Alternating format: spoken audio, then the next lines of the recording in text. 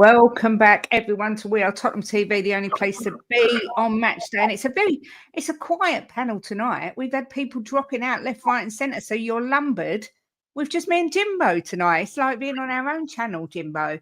Well, at least there'll be a pump-up show. Won't be a pump-down. That's true. Hope everyone is well. Please do smash a like on the video. It does help the channel, and lets Ben and Sim know that we've done a half decent job. But Jimbo, how are you doing? Someone said they got 2 baked potatoes in the oven. Yeah, good. Looking forward to the game. I'm really looking forward to this game tonight. Good. Yeah, look at that. 2 baked potatoes in the oven. By the time they're done, I'll have finished cooking my fillet steak and gorgonzola sauce, ready to enjoy the game with a nice meal and a cold Belgian beer. That sounds lovely. Big up Billy as well, who's just come in. Big up Chris Peters. Big up Jack. Big up Suku. Big up to everyone watching all over the world. Good to see you all. Hope you are feeling ready for the game. And if not, then I hope we will get you pumped up for it. And look, all the way from Florida, I bet the weather there is nicer than it is here. It's pigging freezing. Where I used to live. Yeah, where you used to. Big up Shem as well, saying that's 3-1 Wednesday. And yeah, what a day it's been in the Premier League again. But Jimbo, I'm going to start with the game midweek.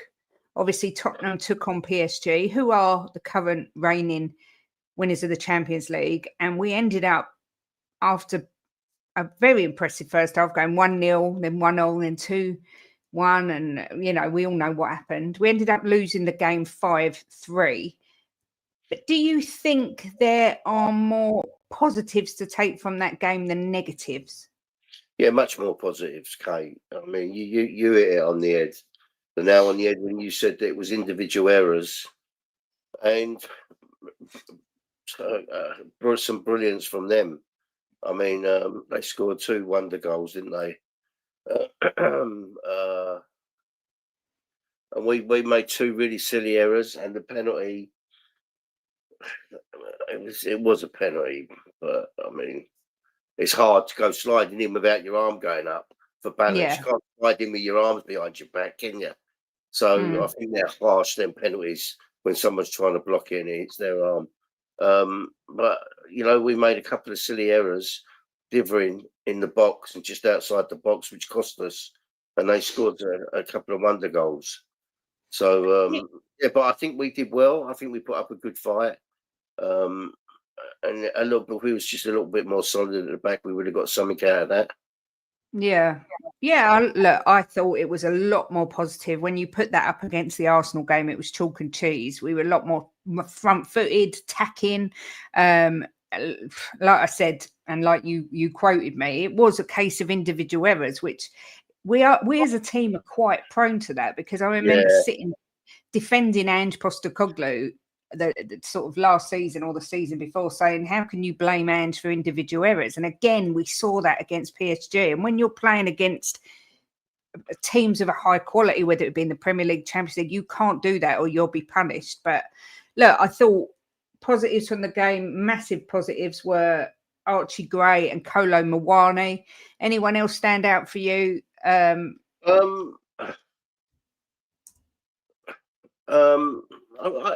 just thought I thought Bergville did really well. I mean I thought the whole team did well, Kate. Maybe a little bit disappointed with Romero, silly booking. Was it? No, that was the Arsenal game. Got the silly booking, wasn't it? Yeah.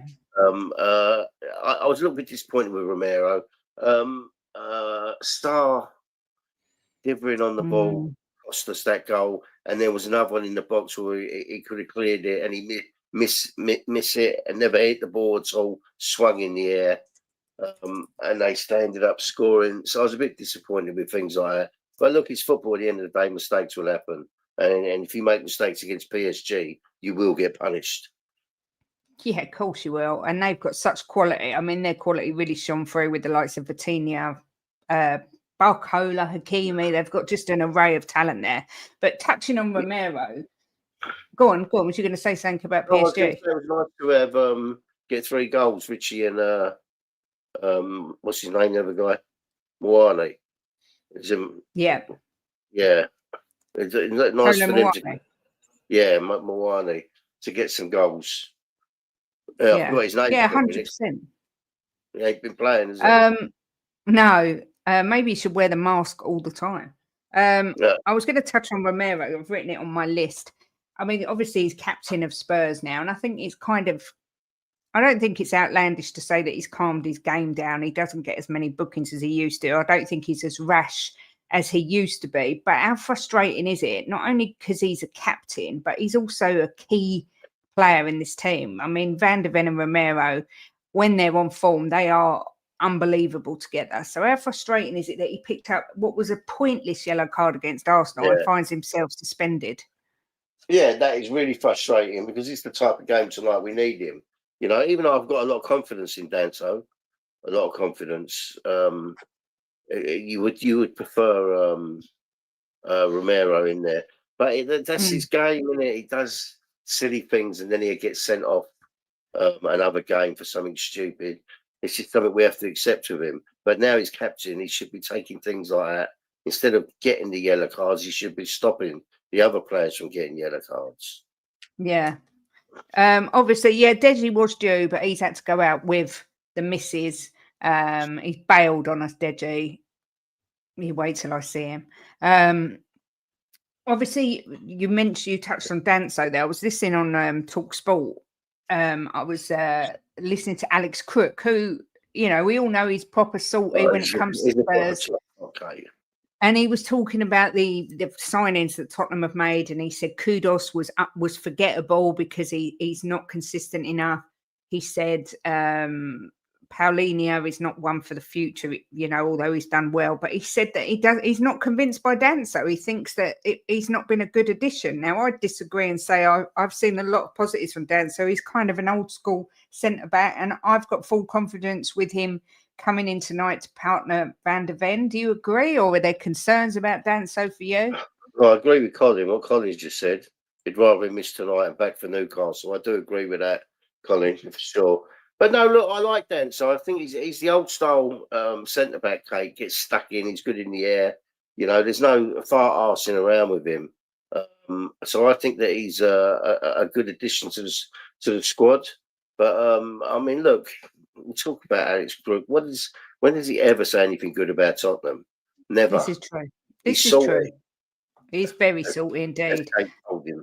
Yeah, he is very salty. But I was surprised because even though he's salty, I thought he had ball knowledge, and I can't see where he's got that from. But look, today is all about winning at home. We've won only 3 games in the whole of 2025 at home, so it's a worrying statistic.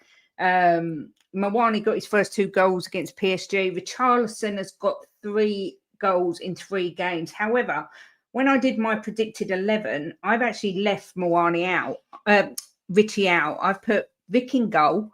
This is, I don't know, the lineup should be out soon, but my predicted 11 is Vicario, Pedro Porro, Danso, Van de Ven, and Udogie. Then Sarr, Paulinho, and Bergvall, Kudus, Mawani, and Xavi in a 4-3-3. That's my prediction. Even though I think Richarlison will probably feel a little bit hard done by because he's scoring goals, I don't see him starting tonight, and I see Xavi getting a start. What do you think? Do you see Richie in the lineup? Well, I'll be very disappointed if Kudus, Paulinho, and Xavi don't start tonight. He left them out on Wednesday, which I thought was a mistake. But as it turned out, you know, I did say that I'll get behind whatever team he picks, and the team did well that he picked. You know, but I would really, really want to see them 3 tonight, so we can go. We need to go at Fulham, not sit back like little pussies. You know, we need to go at them. Yeah, I mean, Yogi thinks he might rest Richarlison and play Tell. That's a good shout. I mean, I really like the 2 strikers. I loved seeing Mawani and Richarlison together at the front, but I did say to you, I would love to see Mawani and Tell and just see how they get on. So, I mean, like Chris Peters said, Fulham won't know how we're going to set up. We never know how we're going to set up. We never know what formation he's going to go for. So I mean, there is a chance, to be fair, that he could do the 2 strikers again and Tell could get a look in. And you know what? I'm happy to see it.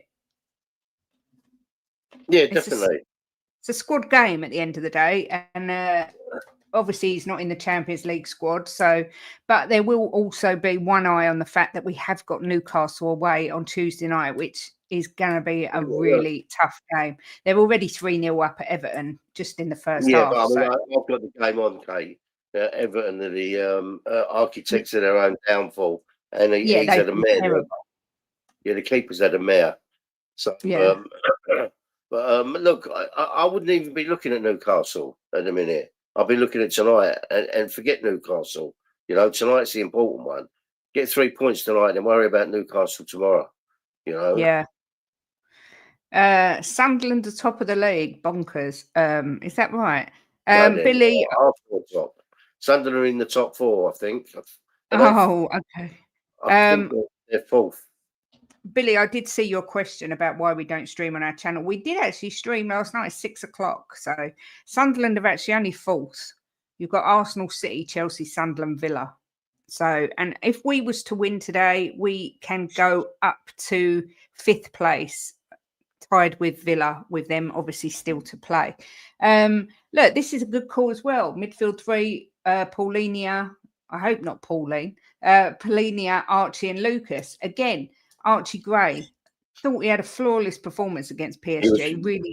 Really stepped up to the mark. And like you say, Bergvall as well. But the lineup is out. So before we delve into that, let's have a look and see who is out. We have got Vicario in goal. Danso, Paulinia, Richarlison starts. Udogi, Gray, lovely. Bergvall, Kudus, Porro, Van der Ven, and Kolo Muani. So he is playing the 2 strikers up front again by the looks of it. Is that the same? No, because Bentancur's not in it, and Spence isn't in it. But it's a very similar team. Yeah, he's got Udogi in, and he's got Paulinia in. They weren't in today. And Kudus, he wasn't in. No, that's true. And on the bench, we've got Kinski, Xavi, who he can't seem to get a game at the minute. Tell, Johnson, Spence, Odebert, Sarr, Bentancur, and Ben Davis is back on the bench. Daddy Davis. What are you thinking about the lineup, Jimbo, on first look? Well, I mean, look, Danso in for Romero, which we knew. It's 4-0 Newcastle. Danso in for Romero, which we knew. Udogi in for Spence. It's good for me. The right choice, I think, because I think Spence has been a bit rubbish lately. Well, I thought he played well the other day, Kate, Spence. I thought he did okay, but I think his form has definitely dipped. Gray and Bergville deserve to be in there. Kudus we need in there. Porro, Van der Ven, Kolo. I mean, look, it's good team for me. Very, very strong team. Yeah, I agree. I kind of liked the legs of Sarr in that midfield, but he made too many mistakes for me against PSG. So I think he deserves to be left out. Richarlison, like I say, 3 goals in 3, currently our top scorer. It would be harsh to have left him out, but I thought he might change the formation a little bit. Bergvall really impressed me against PSG. I thought his runs going forward were excellent. And Udogi, I'm glad to see him back. I do think Spence's form has dropped off a bit, and I think he offers more width down that side. So look, someone's saying 4-5-1. I don't think it's a 4-5-1. I think he's playing it's so difficult to work out what he's doing, but I think he's playing 2 up top. But you might be right. Look, who knows? Sometimes you'll look and one site will tell you they're playing one formation and another site will tell you they're playing another. So look, we shall see how it pans out. But I mean, Jimbo, with that team there, Yogi says it's the 4-2-2-2 again. With that team there, do you see us pushing forward, going at Fulham rather than sitting back in this pragmatic style that people are criticising Frank for? No, with Richie and Kolo in there, I think and Kudus. Bergville's he likes to push forward, doesn't he? Yeah, it's a forward-going team. Kate, look, at the end of the day, he's got to start making this team go forward, right? Because it's not working us sitting back. You know, we're not picking up enough points, and the fans are getting pissed off of it. So, and they've called him out on it in press conferences, and he said that we always try and go forward, but obviously he's a little bit more pragmatic than Ange was. So, but for me, it's a front forward team, yeah, definitely. Playing two up front, it's got to be. It's got to be two up front, surely. I mean, like I say, I'm not a football manager or a football expert, but that's how I see it. But yeah, I mean, look, we've all heard the calls for Frank. We've heard people say that he's boring, his style of play is not the Tottenham way. But I do think that this guy is working with what he's got. We've got Maddison and Kulu, who are two massive misses. I mean, Jimbo, you said to me after the game against PSG that if we had one or both of them playing, you think we would have won the game? Yeah, I think or we wouldn't have lost the game. Or wouldn't have lost the game. Yeah, I'm not saying we'd have won. We might have. We would have got a point out of it, I think. Well, they're massive miss, and Solanke, Kate. Solanke's a huge miss, holding the ball up, bringing other players to play. It's three. They're three really important players for us, you know. But what worries me, you worry me, because you say to me that when Madders comes back, maybe he won't be the same player or Kulu. But I don't think about things like that. You know, it's only when someone puts it in my head that. But I just think that they will come back right. But that does worry me, because sometimes you see players get a long injury and they don't come back the same.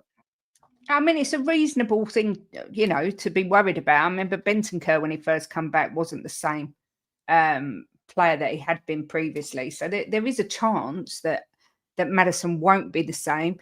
Belgrade Warrior says the same thing as Yogi, and says probably 4-2-2-2, where Gray drops back into the back line to make it a 3-5-2. Yeah, I do like the way he changes things, and it's more of a fluid setup. I'm not going to lie, I do enjoy that.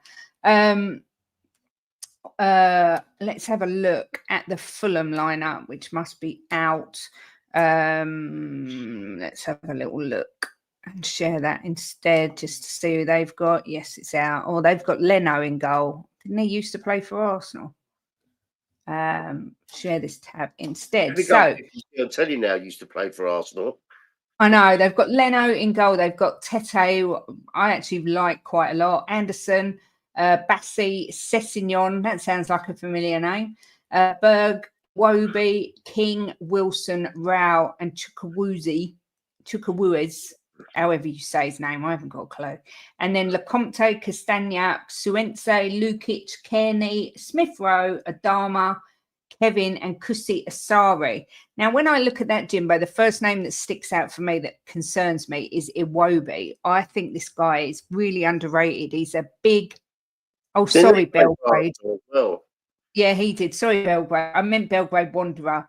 But you know what? Warrior just comes out of my mouth easier. I don't know why. But Warrior. Yeah. Yeah, Iwobi. He's strong. He can be quick. He can be creative. He is one that I'm a little bit concerned about. Harry Wilson, as Colin said, has hit a bit of form. Sessignon, who seems to not get injured since he's gone back to Fulham, which is bonkers. Absolutely madness. Anyone there that you're concerned about, or do you see us and think we should be able to just breeze past these? Look, I'm going to speak more about their players. There's only two of us, right? Normally, I'd say no one worries me. Sessignon, if he plays well, can play.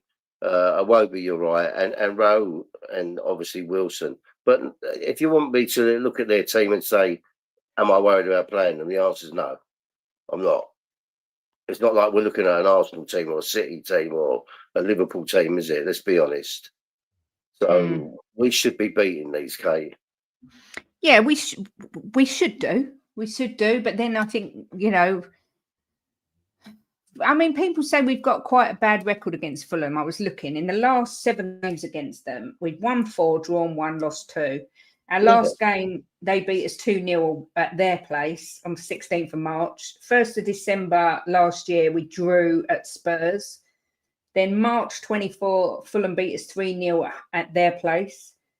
October 23, Spurs won 2-0 at home. And then before that, 3rd of September 22, Spurs won 2-1 at home. So at our place, at our home, we don't actually have that bad a record. However, I think we beat them 1-0 once as well, not that long ago. Yeah, we beat them. 23rd of January 23, we beat them 1-0. Yeah, that's it. That was at their place. Yeah. Shirley Bassey, I'm worried about. What I will say is Marco Silva, I do really rate him as a manager, and if he can get the team organised and up for it, that they are a dangerous team for them. We've seen them play this year and last season, and they've looked organised and they've looked like a good side. So we can't go out there being too complacent, because they're not. Although they're sitting in 15th spot, I think they're better than that. You can't be complacent against any team in the Premier League, right? As we found out with Wolves, you just can't be complacent in the Premier League, because they're in the Premier League because they're in the top 20 best teams in the country, and that's why they're in the Premier League. So you can't be go out there thinking it's a foregone conclusion. But from my point of view, we should be beating teams like Fulham with our players, especially at home. I mean, Man City very nearly came unstuck against Leeds today. I don't know if anyone saw it. Man City went 2-0 up quite early. Foden scored within 60 seconds and looked to be home and O's. And Leeds came back, brought it to 2-2. And it took a Foden goal in extra time to get City the win. So I think you're right, Jimbo. I think on their day, any team can beat anyone on their day. But do you know what? Leeds are the epitome of a team for me that shouldn't be in the Premier League. I don't think they're good enough, right? But they're in the Premier League because they fight their arse off for every single ball and every single tackle. They just do not give up, and that's why they're in the Premier League, and that's why they nearly come back today and got something out of City. I mean, when I watch them play, they're one of the best teams in the league for working for each other and fighting. They just do not give up. I think Sunderland as well are another team that never know they're beaten, because they were losing and they came back and won the game. I think they've really impressed. They were my dark horse for this season. Tyler David Hodge comes in and says 10th taking on 15th. So an exciting game coming up. Even though there's only 5 spaces between us, I do think we've got a lot more quality than Fulham. Obviously, Jimbo, we've talked about it, obviously having our own channel. If A, we lose, or B, we win, but the performance is bad, I think Frank's going to come under fire again, because there seems to be not a vendetta against him, but I think a lot of people are very on the fence with him, and they don't just want us to win today. They want a big performance, a statement win. And I think if we get anything short of that, there's going to be some grumblings in the fan base. What do you think? Well, I think they need to come out like they come out against Paris Saint-Germain, like really determined. And you need to fight in this league, okay, and in the Champions League. You need to fight. You need to fight for every ball. Close them down. Fight for each other. That game against Arsenal for me was like it's one of the biggest games in the year for us, and they're far asking around on the pitch. You've got to get stuck in and get after the ball, and this is what they need to start doing. And they don't do that too often enough for me, Tottenham. It's after a loss like Arsenal that they went out and done it against PSG. It's not good enough. You've got to be doing it every game. It's unforgiving this league. If you don't work hard for the win, you ain't going to get the win. David, I agree with you completely. He says, I like this team sheet and the attacking talent on the bench is good. It's now down to Frank getting his tactics right and using these players in the best way and quick. I will say, Jimbo, the one thing that you did criticise Frank for on midweek against PSG was his subs were a little bit late. Yeah. We had the likes of Kudus sitting on the bench, and it kind of waited until I don't know what the score was when he brought them on, but we were losing by then. I think we were 4-2. Yeah, I think it was 4-2 as well. When we went 2-2, right? He should have made the changes then, in my opinion. He should have brought Paulinho on, and he should have brought Xavi and Kudus on, all 3 of them. and I think that we still could have got something out of that game. But it left it too late for me, miles too late. You Yeah. know, and you could see some of them were getting leggy. Some of the younger ones that hadn't had a 90 minutes for a while, they were getting leggy. So I would have made the changes sooner. When I was screaming at the telly for him to make the changes like 20 minutes before he did. Yeah.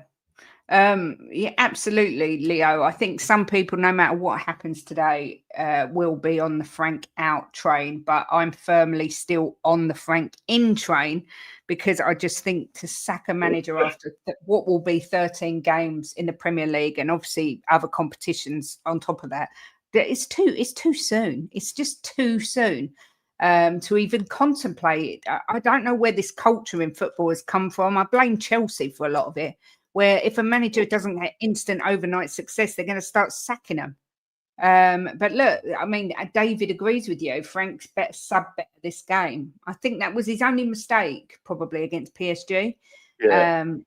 But whether it would have made any difference, look, we don't know. But I think it would have made a difference, Kate, because if I would have had Sarr off a lot sooner than when he messed up for that goal, right? yeah, So I'm not saying that I just he differed on that ball for like it seemed like for me. I'm looking at him, thinking, why is he not getting rid of this ball? He waited for someone to come and tackle him, and he's not the biggest fella, is he? So he got muscled off no, the ball so quick when he had ample time to get rid of it, you know. yeah, And all of a sudden you've gone 2-1 up, and now you're 2-2, right? And their edge drop a bit because it was a stupid goal. It wasn't like it was a wonder goal, you know. And I'd have had him off before that. You could see him, Bergville was getting a bit leggy as well. You could see he was getting a bit tired.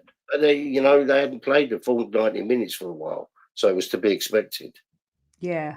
I mean, Yogi, I agree with you. I think Bentancur and Polinia, when they first started, I think they looked quite solid, but I've kind of lost a little bit of faith in Bentancur. I'm just not sure that he really fits into the club. I think we need him at the moment because of injuries, but I would be quite happy to see him leave in the January or the summer. And I think when you play a Bentancur Paulinia pivot at home, it's too defensive.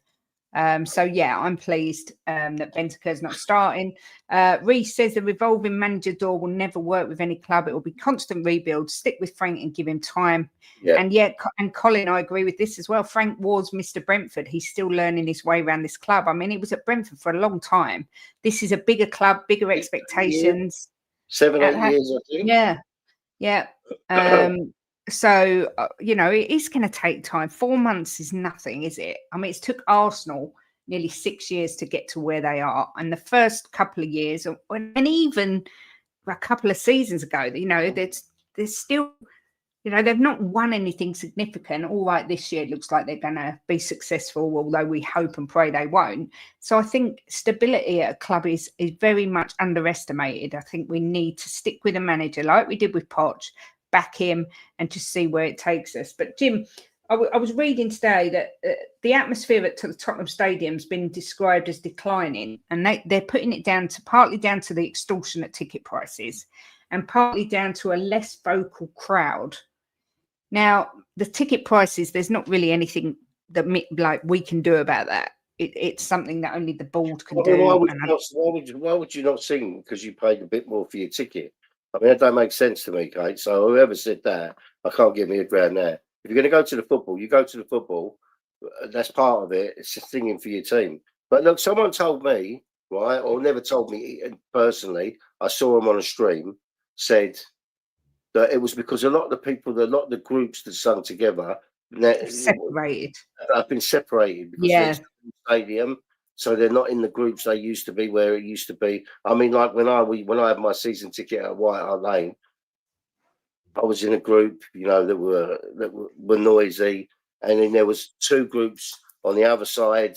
You know, they were really, really vocal, but they seem to have been split up. That's what he said. So it's not as vocal. But look, some games it's rocking there. Some games it's like unbelievable. But we've had in the league, we've had a few seasons it's not been fantastic. and people kind of get disheartened, I suppose. And like last season, finishing, where was we, 17th? You can't blame them for not being upbeat with it, can you? So we need to get like some wins and start good, get the crowd going. If all of a sudden after 15 minutes we're 1-0 down, they're going to be subdued.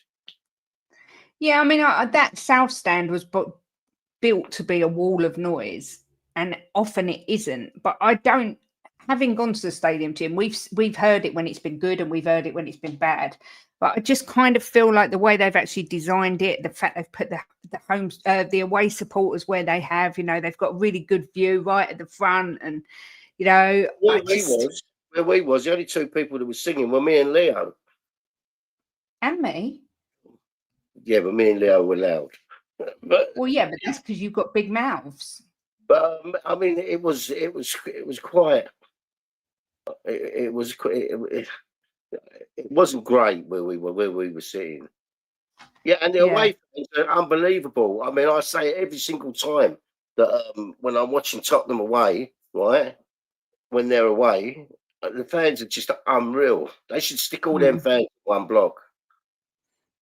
But I also agree with what who was it who said it? Mike Warmington said we've kind of been priced out as well. I mean, we was invited today. There's a lot of people going that we know.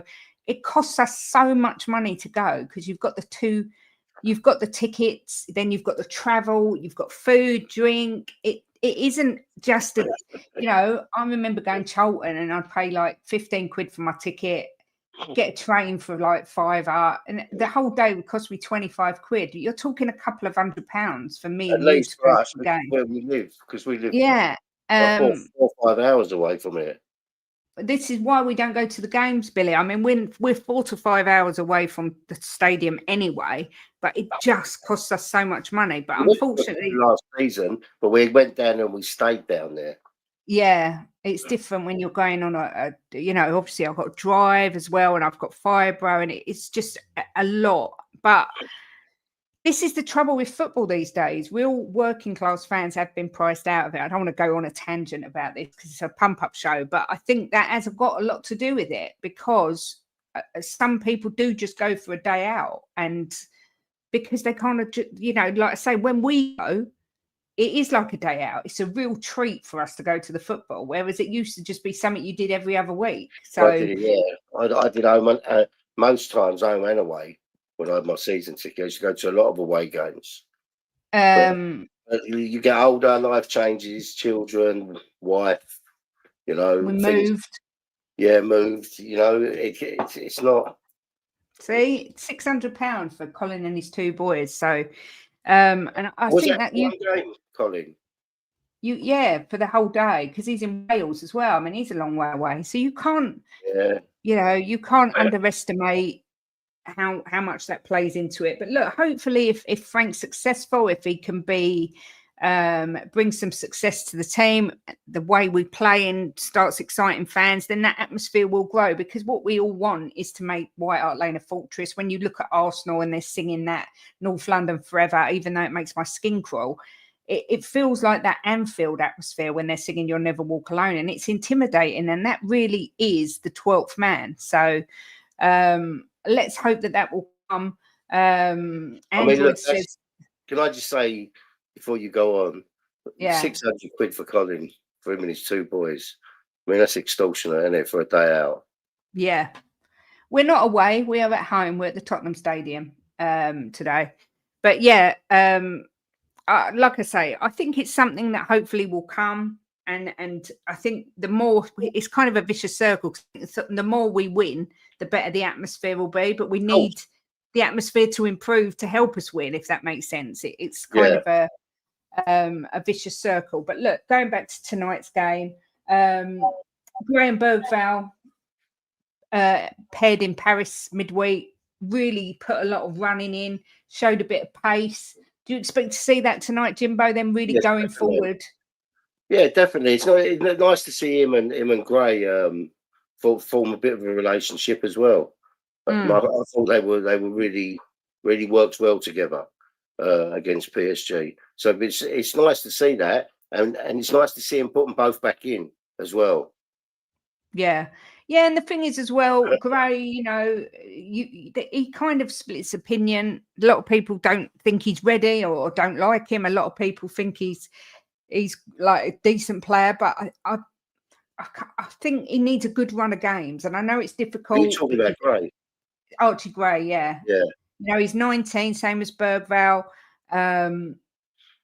So it's difficult because I get it, but I think maybe Frank sometimes rotates a little bit too much. You know, we've seen that this worked in midweek. If it works today, which please God it will, I'm hoping he kind of sticks with this kind of team. I know he can't for every single game, but look, this is my opinion, right? Football is a simple game, right? I've been playing and watching football for 55 years, been playing longer as a kid, and it's an easy game. It's a simple game, right? It's not. Sometimes you can make it a game, not just football, but other games. You can make it more difficult.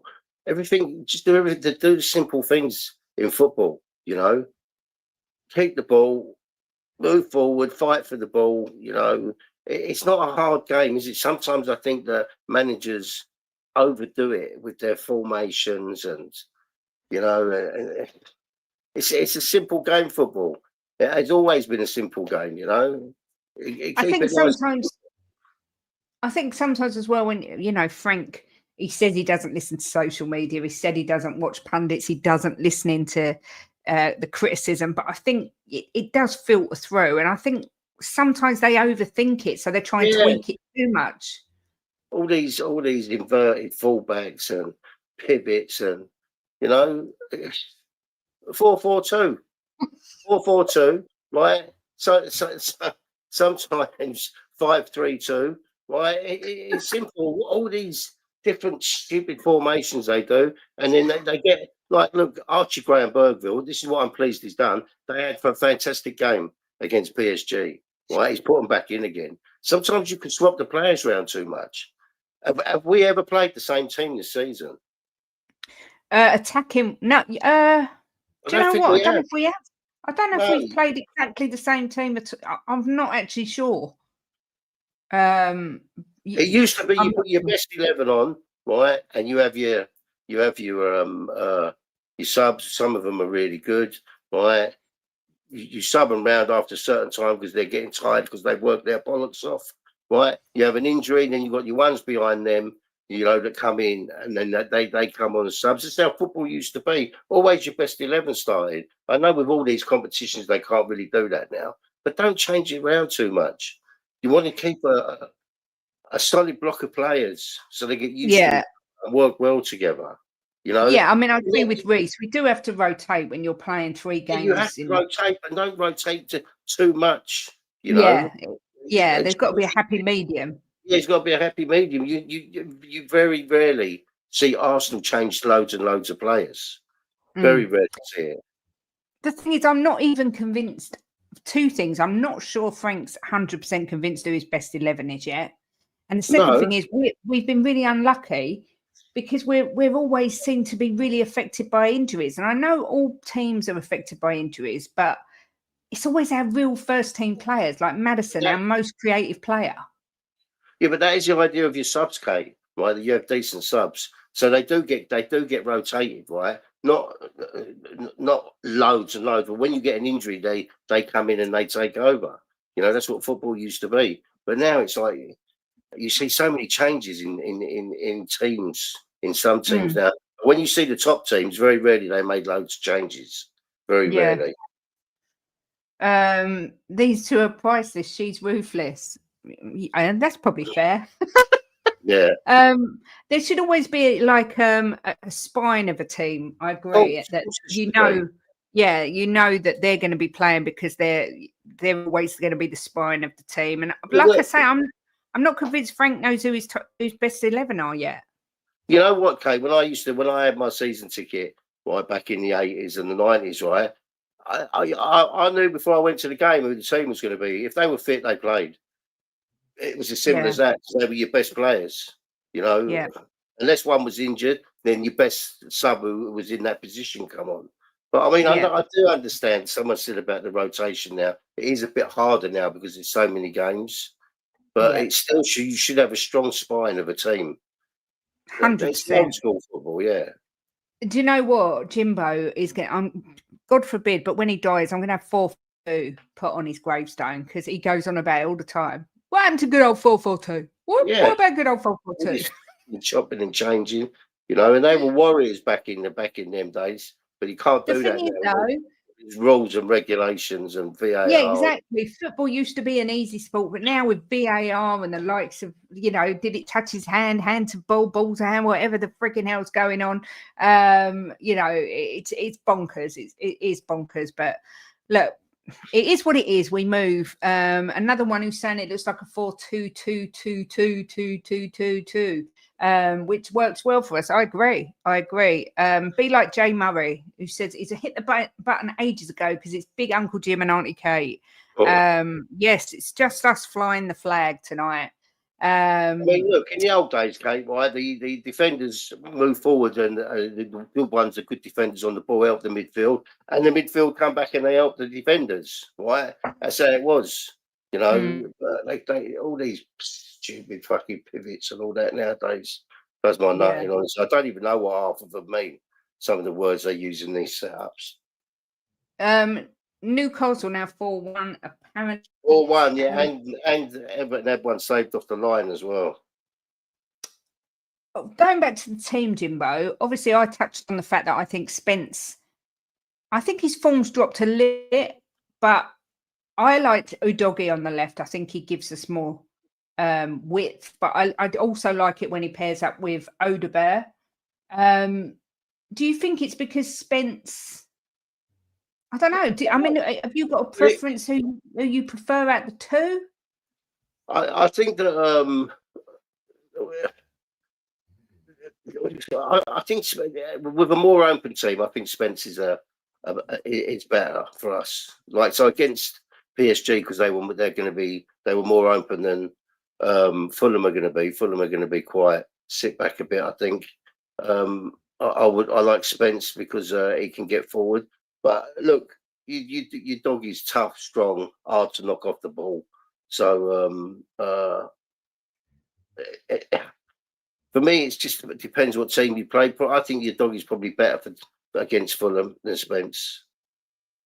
I wonder if it's because Spence's natural position is a right back, and you know, although he can play both, I think he plays better as a right back. So maybe, you know, it's hard to shift Porro off that, away from that role, because we know that he's pretty much cemented that position. So, and of course, the good thing is if Spence doesn't start and Udogie or Porro have to come off, he can play either side. Yeah. We've got that option. Richarlison, you know, everyone on here, anyone who watches me ever will know I'm not his biggest fan. However, he is scoring a lot this season. But Jimbo, do you think in January, or if not January, the summer, we should be looking to move him on and get an upgrade on Richarlison? I think if we want to move forward as a club, right, and we want to really start challenging for the big trophies, there is players in our team that we need to get rid of and we need to upgrade on, without any shadow of a doubt. You know, and I think Richie is one of them. Thing is with Richie, I heard a commentator say he's not a great player, but he scores great goals. And he does. He can be just dreadful for 3 games. And then for the next 3 games, he can be average, but score absolute worldies. I can't work him out. I can't work him out. I think a lot of it with him as well is in his head. Sometimes I see him in games and it looks like his head goes, you know. But I just think that he's not going to be our centre forward, Kate, or our left winger. If we want to really challenge for big things, he's not the man, is he? If we want to stay where we are and just be fighting for top 6, and then I suppose he'll do. But if you want to move forward, he's not the type of player you want in the team. I agree with this. I think he's better with a second striker, 1,000,000%. But what what annoys me is that when we was talking before the season started, we was asking who you think will improve the most under Frank, and I'm most excited to see Dominic Solanke, and yet we've not even had a real chance to see him yet. I think our team will take on a different look when we get him back, and then of course Kulu hopefully won't be that far behind him. But yeah, I agree. It's a rebuild. It's going to take time. People saying why isn't he Xavi Simons tonight? Look, he's on the bench. I expect to see him get some time, but I'm kind of pleased with the lineup. As much as I like Xavi, and I think that we're seeing glimpses of what he can do, I think this is a good, strong lineup with pace. But also, if our defence can stay solid, there's no reason, A, that we shouldn't win this game, and B, that we shouldn't keep a clean sheet. I disagree with this. I think. Can I just say, why you talking about Xavi, right? If you put Xavi in the team, who do you take out? Exactly. Right? Who do you take out? Tell me who you take out. Well, you'd have to take out. You'd probably have to take out Richarlison and have Kudus, Mawani, Xavi up front in a 4-3-3, like I said at the start of the show. We were just talking about leaving players in there that have worked well together. Mawani and Richie worked well together against PSG. So did Graham Bergville. Yeah. So I think I don't think it's. I want to see Xavi starting games, but at the moment, I'm pleased to see them four back in there. Yeah, I agree. And look, at the end of the day, if we go back to the bench quickly, we've got Kinski, we've got Xavi who can change a game. We've got Tell who can come on and score. We've got Johnson who we know, he can score these goals. Spencer Odegaard, Sarr, Bentancur, Davis. So we have got some game changers on the bench, and I think it'll be interesting to see what happens. But I think whoever said that Solanke was rubbish, I think we forget what he does. Yes, he doesn't score as many goals, or he didn't, as we wanted to see, but he does so much else. And I really can't wait to see him. And I'd like to see Solanke in a 2 as well, maybe with a Mawani or even a Tell. That's what I'd like to see, Solanke and Mawani together. Yeah, and just see how they get on. But I think he gets a lot of disrespect. I don't think we've seen him yet under Frank to sort of judged him. Yeah, look, Tell came on and scored one. Yeah, I do agree with that. He's not a game changer, is he? But he could come on and score. Yeah, he could. That's what I did say. He could come on and score. But look, I'm trying to put positive spins on this. We all know that we could have better and we could do better with the players that we've got. But I also think that until we see Solanke linking up with a Mawani, we can't really say that he's crap. I'd love to see Solanke and Mawani. I think that'd be a really good partnership. Yeah, I agree. Hopefully it won't be long. Tells a baby, let him marinate. I like the 4-4-2, but not with Archie. I think Archie needs a run of games. I think he's proved that what he can do. And I think he needs a good run of games. Where are we at with the likes before we go on to score predictions? We've got 350 watching, and we have got 92 likes, not even 100 likes. Dear. Oh, that's so disappointing. That's very disappointing. Good evening to you, Dan Gay Support Service. Says 2 up top is needed. Tony and Jan would love him. I would love him.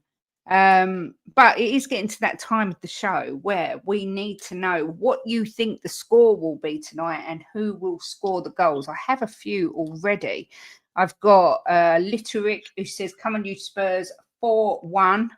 I've got Cyril Brooks saying 3-0, crucial clean sheet. This one says Thomas Wank, Tactico 1-1 draw. Jay Murray says, didn't realise we're at home. That changes my prediction. I predict we'll win 6-1. That would be nice. We've got Ivan saying 3-0. Yeah, I don't like it when our fans criticise our players too much. I don't either. No, there's no need to criticise them. They put on that shirt, right? When I say that, I won't criticising Richie when I say if we want to move forward, we need to upgrade on him. That's not criticising him. That's just being truthful. That we do if we want to move forward and start winning premierships and Champions Leagues. It's going to be very hard to do with players like Richie, you know. And but I know, you know, I mean, I hate slagging players down. When they put on that shirt, they're a Spurs player. We should get behind them. I also, a lot of YouTubers forget that they're fans and think they're pundits and have to always sit on the fence. And, you know, I just, yeah, but I'm not going down that road. 108 likes now. That's a little bit better. Billy's saying 5-0 to Spurs. Colby's saying 3-0 Spurs. Michael is saying 2-1 to Fulham. Sorry. Oh, no. Michael. Jay Murray's saying 6-1 from him, 4-1 from Jim, and 2-1 from Kate. You're not right with my scoreline. 3-1 either. Spurs, Mawani hat-trick. 2-0 says Brian Maguire. 3-1, nothing less. Semenyo, Solanke, Mawani, Kudos. That is enough for me. Yeah, that'd be nice. 5-0 Spurs, Richie. Mawani to get 2, Tell and Javi. 2-1 Spurs, 3-1 Spurs, 2-1 Spurs. I like the Spurs wins. I mean, a Spurs win against Fulham, we shouldn't really be predicting a loss. No, 3-1 says Nita. I want to see high tempo pressing and enough running when we have the ball. Yes. 2-1 Spurs says Alt Ac. I've lost all my comments now. I pressed the wrong button. Accidentally left Mawani out of my Premier League fantasy team, so I can guarantee he gets a hat trick. That would be nice. If we score in the first 10 minutes, we'll romp it. 4-0. Positive prediction. 2-1 Mawani and Gray. I am going for tonight. Tottenham 2, Fulham 0. I'm going for a clean sheet tonight, and I'm going to go for Mawani and Richarlison to score the goals. I normally have been going for Van der Ven of late, but I fancy our 2 strikers to get the goals tonight. And like I say, I think there's no reason why we shouldn't be able to keep a clean sheet as we're organised, and people will know it's very unusual for me to predict a clean sheet. So I've just got a funny feeling tonight. Oh, I hate that. Yeah. 4-1, time for Gray banger. Thanks for your time, you two lovebirds. Big up, Neil. I did predict 2 goals, but I predicted a clean sheet. Jimbo, who's going to score and what's the score going to be tonight? Well, I think tonight it's going to be 3 or 4-0, I think. I think it's going to be. I think if we get a couple of early goals, it'd be 4-0. If we just get 1 in the first half, I think we'll win 3-0. So if we score 2 in the first half, I think it'd be 4-0. We get 2 None in of the this second half. ifs, buts, and monkey nuts. I just want your score. I'm just saying what I think. Well, that's we what can't I think have 2 choices. You've got to choose one because it's the law. Whose law? My law, and I'm the host. All right, I'll go 3-0. And who's scoring? I think I'm gonna have Mawani and Richie again, right? And I'm gonna have Xavi to come off the bench and score. Okay. If it's the 4-0, I said I'm gonna put Kudos in there as well. Okay. She is the boss. Yeah, she is the boss. Listen, guys, thank you so much for joining us tonight. Obviously, it's only the 2 of us tonight, but it's been a lovely show. Thank you for taking part and chatting to us, because I always say if you don't talk to us, then we don't really have anything to talk about. So thank you. Yeah, sorry, I did. He knows I'm the boss anyway. What did he say? Kate just crushed Jimbo's hope. Together 24 years, 25 years. She's done it for all them years. Sorry about that. We are back on Tuesday night for the pre-match pump-up of Newcastle away, and we will be back on our channel probably Tuesday as well, all being well. If you do want to come over and sub to us, starting back doing regular shows again, we came back last night, so please do come over and drop us a sub. There is a watch-along. I didn't ask who is doing the watch-along, but it is live at 7:45. So you've got 15 minutes to grab yourself a beer or a cup of tea, some Crispies or some chocolate or whatever you fancy, ready for the match tonight. Cheer on the guys, cheer on the Spurs, back the manager. And as always, guys, come on, you Spurs.